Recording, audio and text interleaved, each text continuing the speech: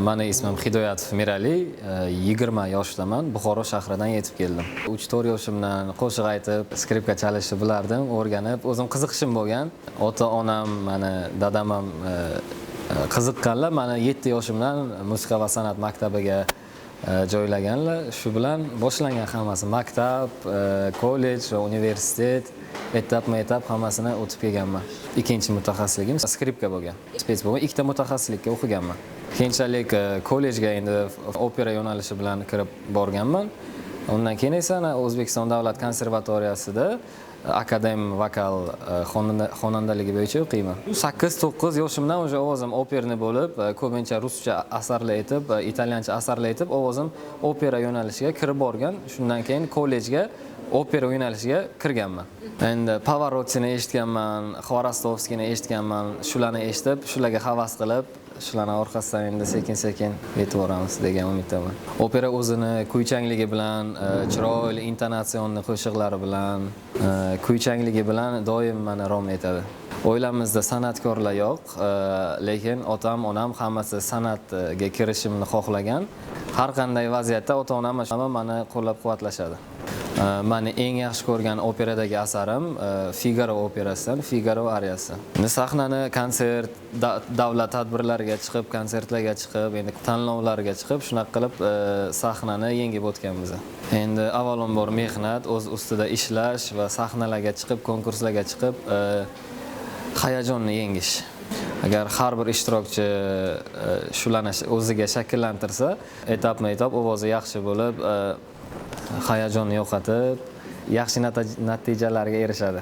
Yoshlar ovozida ilk bor birinchi marta qatnashishim, mana birinchi urinishda respublika bosqichiga yetib keldim. Men bugun Pyotr Ilich Chaykovskiy kompozitorimizdan Yolanta operasidan Roberto ariyasini ijro etib beraman. Bu asar juda murakkab va qiyin asar. Ustozim Tursunov Egamberdi Ergashevich yordamlarida bu asarni yodlab keldim. O'ylaymanki, yaxshi ijro bo'ladi, kuchli tayyorgarlik bilan kelganman. Har qanday sahnada odamga baribir hayajon bo'ladi. Endi ota-onamga telefon qilib birinchi o'rinda duo oldim. Mana sahnaga chiqaman deb aytdim, qo'llab-quvvatlang deb aytdim. Endi o'zim bir chetda qo'shig'imni yodlab, o'zimni o'zim bosaman. Endi bir chekkada o'zim hayajonimni o'zim bosaman. Sahnaga chiqqandan keyin endi hayajon ketadi deb o'ylayman. Bu yoshlar ovozi loyihasidan oldin faqat davlat tadbirlariga, konsertlarga qatnashganman. Va bu ilk bor qatnashishim, endi o'ylayman, endi birinchi marta bo'lgani uchun hayajon bo'ladi.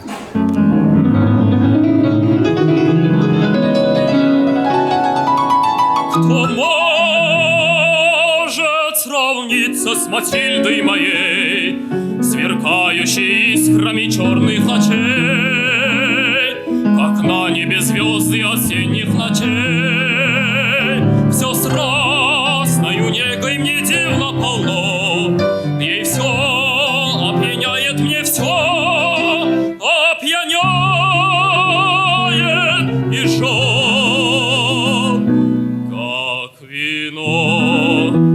Она только взглянет, как молния ранит, и пламень любви зардеет в крови. Она засмеется или песни сольется, и жемчугов ряд лицо осветят.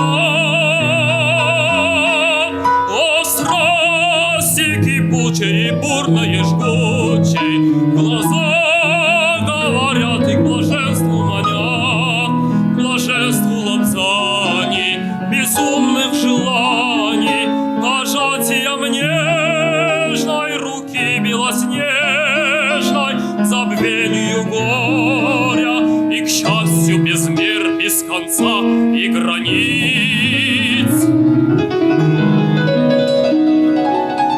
Кто может сравниться с Матильдой моей, сверкающей искрами черных очей, как на небе звезды осенних ночей?